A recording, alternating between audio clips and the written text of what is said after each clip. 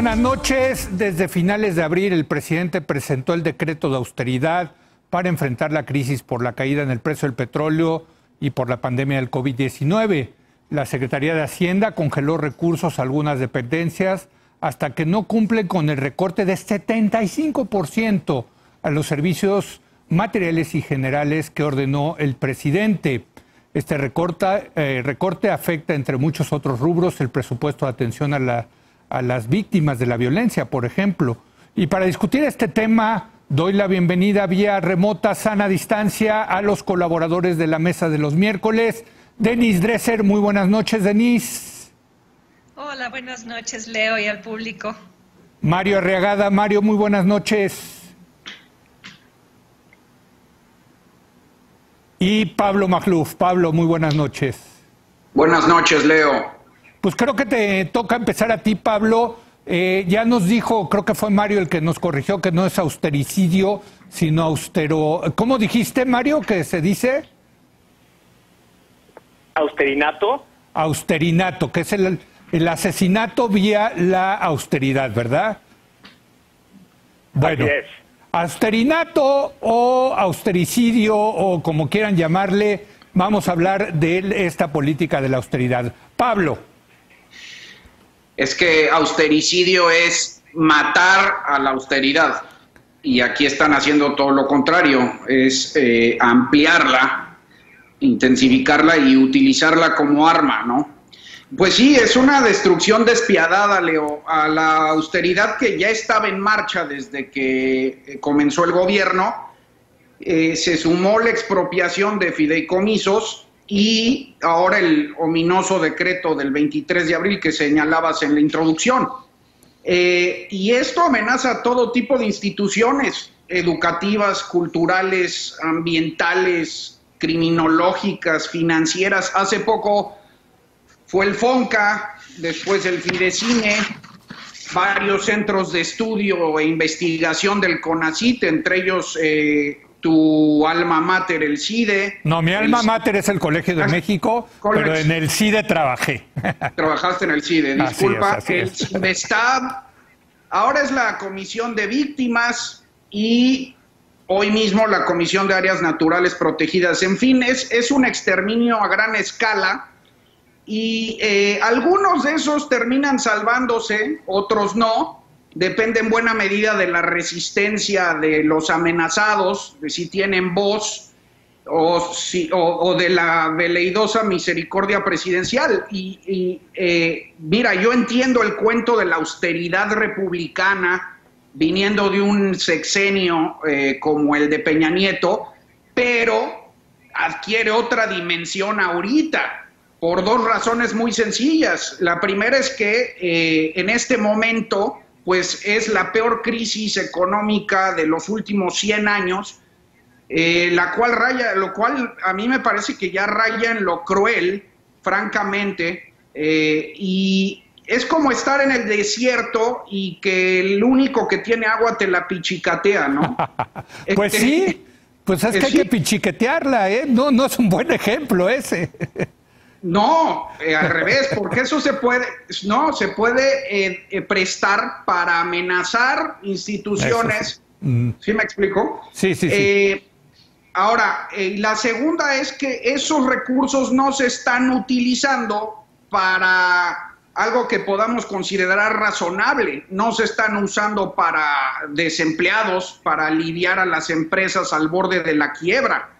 Se están usando sobre todo para financiar las obras faraónicas, principalmente las petroleras y de energía, que es, pues como se ha demostrado hasta el cansancio, como tirarlo a la basura. Hace poco México Evalúa publicó que en el primer trimestre, esto es antes del decreto, sí, pero es lo mismo, porque es la misma inercia, 46 pesos de cada 100 gastados se tiraron en Pemex, mientras solo 2 en educación y 1 en salud, ¿no?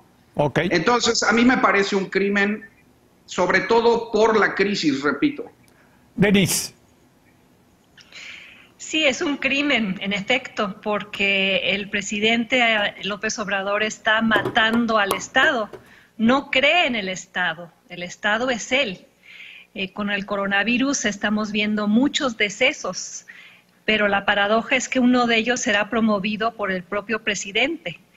Él está asesinando al Estado mexicano, amputándole las piernas, cortándole las manos, extirpándole los órganos vitales. Margaret Thatcher, Ronald Reagan, los artífices del neoliberalismo, aplaudirían el asesinato fraguado desde Palacio Nacional. Los conservadores deberían izarlo en hombros por el austerinato con el cual siempre han soñado desde tiempos de Carlos Salinas, ahora en puerta. Y el problema es que hay muchos, incluyendo el propio presidente esta mañana, que justifican el asesinato, aluden a los privilegios que se van a perder, a los altos funcionarios que hay que castigar, a la corrupción y el dispendio que se combatirán, pero están subestimando el valor del Estado y su centralidad para la vida democrática, la vida económica, las redes de protección social para los más desposeídos.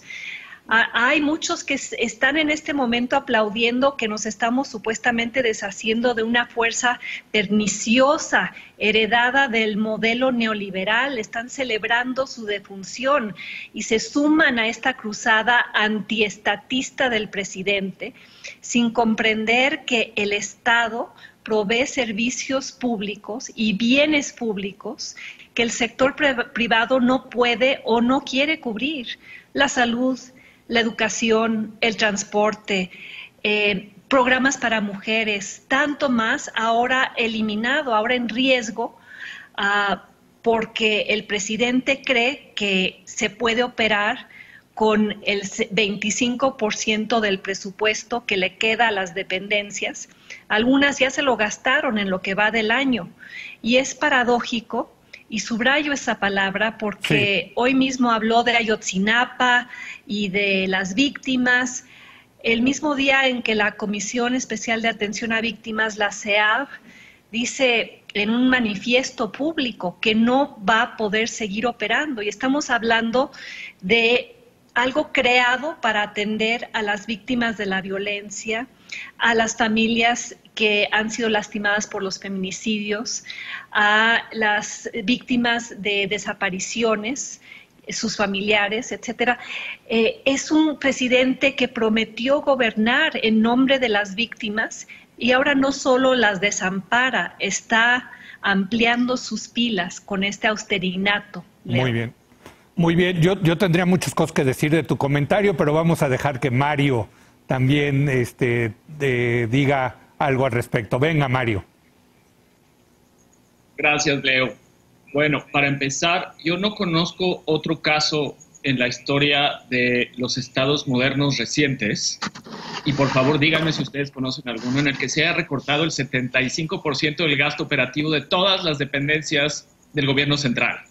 No conozco ninguno. Es más, dudo que un Estado moderno pueda funcionar cortando el 75% de su gasto operativo. A lo mejor aquí vamos a ver un récord roto, pero es una cosa brutal. Pero déjame nada más ahí, te interrumpo, porque en realidad lo que recortaron es la partida de servicios materiales y servicios generales, no la partida llamada del capítulo 1000, que son los sueldos y prestaciones de los servidores públicos. Sí, contando que tienen sus salarios asegurados. El gasto operativo es todo lo demás, papelería, pero también los servicios de los empleados que el Estado consume con outsourcing en muchos sentidos, sí, de limpieza, de cocina. Sí. Por supuesto, esto incluye hasta el papel para la impresora, que en muchos lugares ya no hay. A ese gasto operativo me refiero, y aún así es... Sí, la luz, la renta... Van a dejar de pagar rentas, gasolina, internet... Sí. Deja tú los viajes que antes ya nos preocupábamos, que no podían viajar. Esto es ya un congelamiento de un montón de actividades sustanciales de la operación cotidiana. Entonces, realmente creo que quien no se preocupe está equivocado en no preocuparse. Por otro lado, escucho al presidente en su mañanera, me parece que de ayer o antier, diciendo que esto lo hace con una política general para luego ir caso por caso. Y ahí me empiezo a confundir, porque dice, es general, pero es caso por caso. Y ahí sí me parece que ese doble rasero, aunque lo entiendo como una movida política para amarrar hasta donde duela, a ver dónde salen aquellos viejos corruptos del pasado, dónde estaban enquistados ciertos intereses, es una estrategia equivocada porque quien sale ganando al final es el que puede cabildear mejor su caso frente a las autoridades para que no les recorten. Y es como hemos visto a muchas instituciones defendiendo sus fideicomisos, ciertos presupuestos, y por supuesto los gastos de operación. Seguramente cada secretaría estará tratando de grillarse en Hacienda o en Presidencia para que no les recorten. Y eso no me parece un buen hábito, aunque fuera una estrategia por asfixia, sacar la corrupción que existía en el pasado. Realmente creo que puede terminar haciendo del gasto público un lugar más regresivo o más que se concentre en los lugares que tienen más capacidad de cabildeo para proteger sus presupuestos, que es otra manera de desigualdad.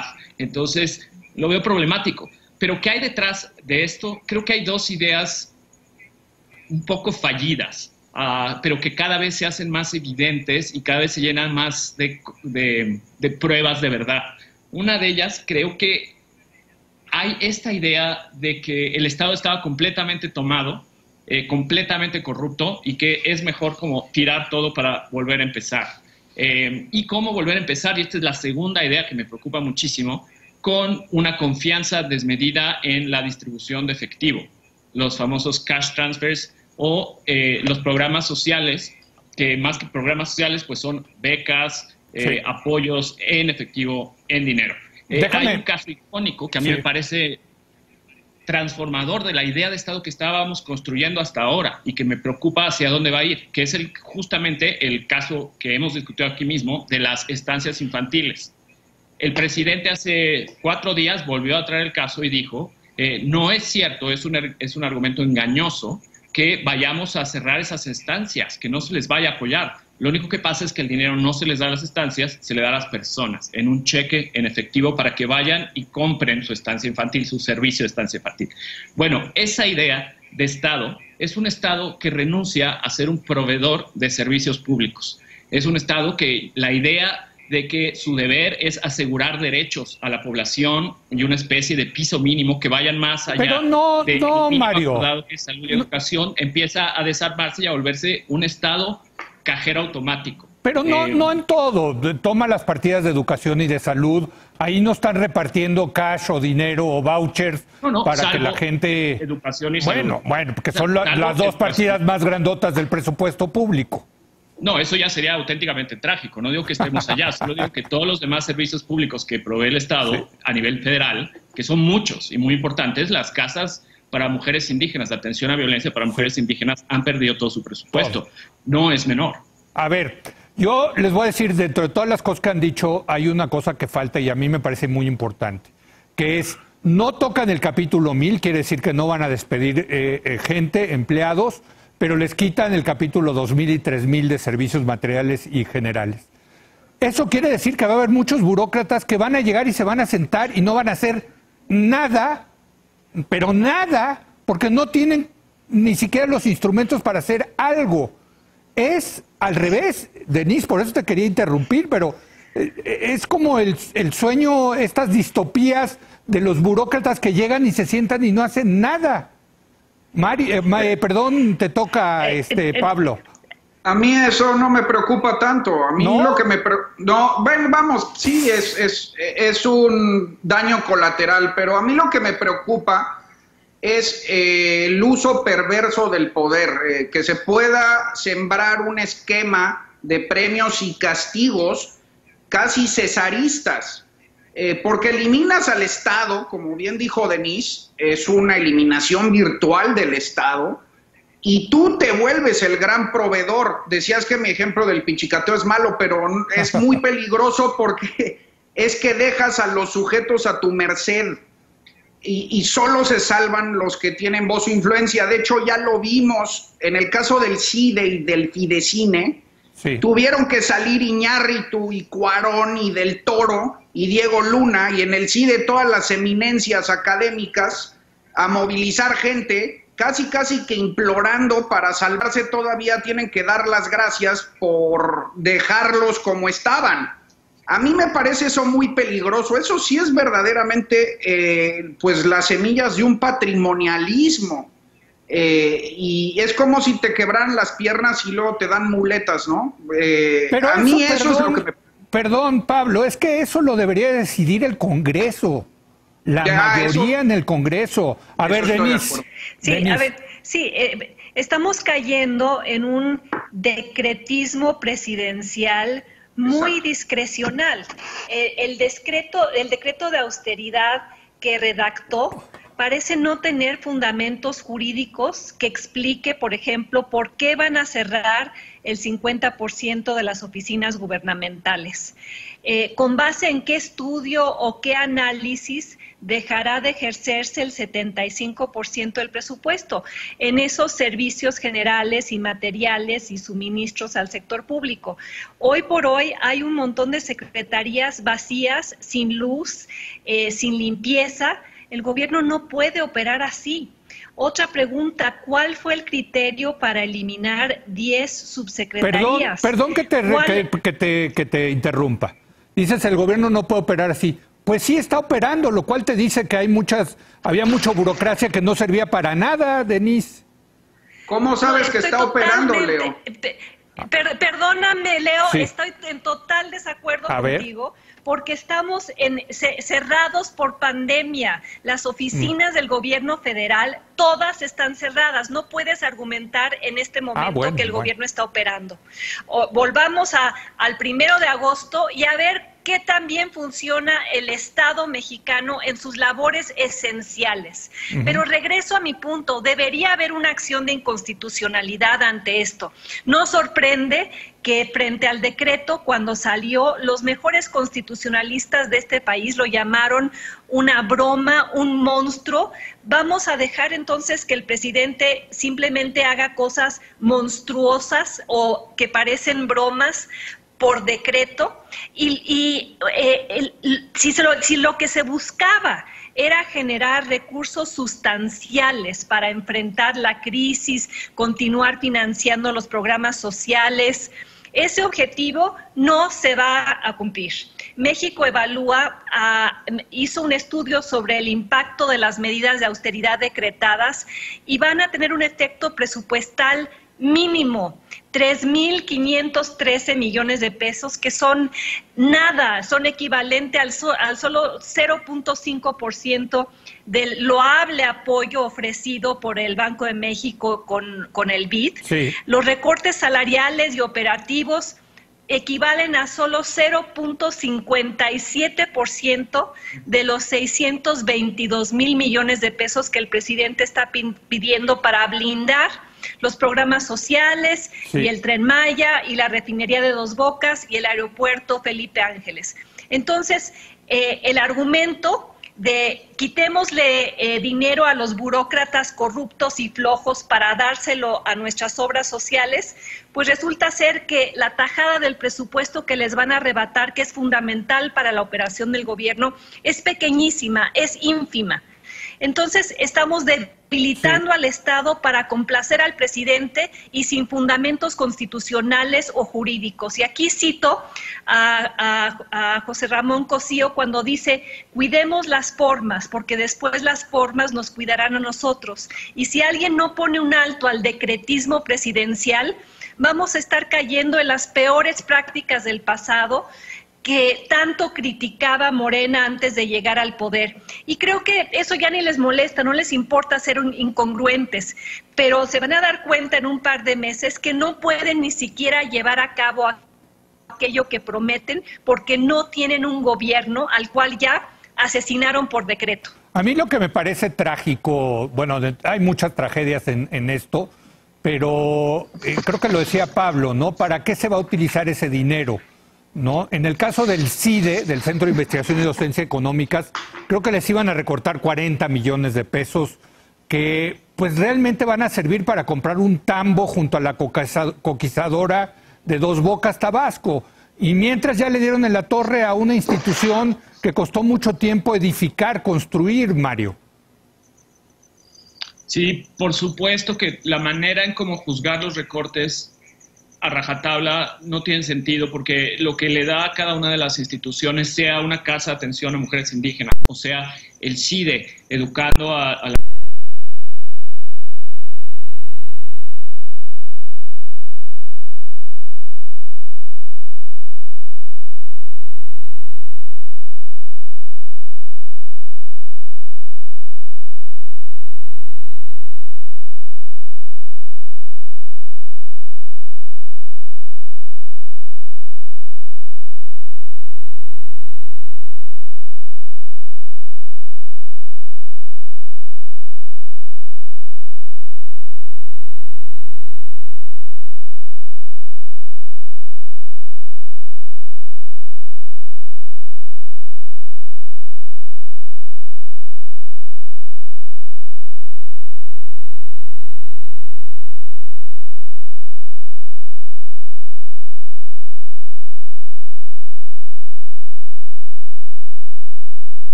transferencias de efectivo, y esas transferencias de efectivo llegaran a los bolsillos de las personas, sí ellos empiezan a hacer un gasto público, pero ya sin tener los servicios que le proveían con la guardería, y van a un mercado que está mal regulado, oligopólico, como muchos de los mercados en México. Entonces ese dinero se va a diluir, es menos eficiente en un sentido colectivo que si el Estado pusiera orden en esos mercados o proveyera servicios más baratos y accesibles para todos. Es un asunto de acción colectiva que creo que la política de cash transfers no está viendo. En Estados Unidos, si sumas todo el gasto que la gente pone de sus bolsillos en salud pública, a pesar de los vouchers, a pesar de que les den en efectivo ciertas partes, a pesar de cierta mínima regulación que se ha podido ir haciendo en ese sistema con muchos trabajos, sigue siendo el sistema de salud más caro comparado con los europeos. Correcto. Y más ineficiente.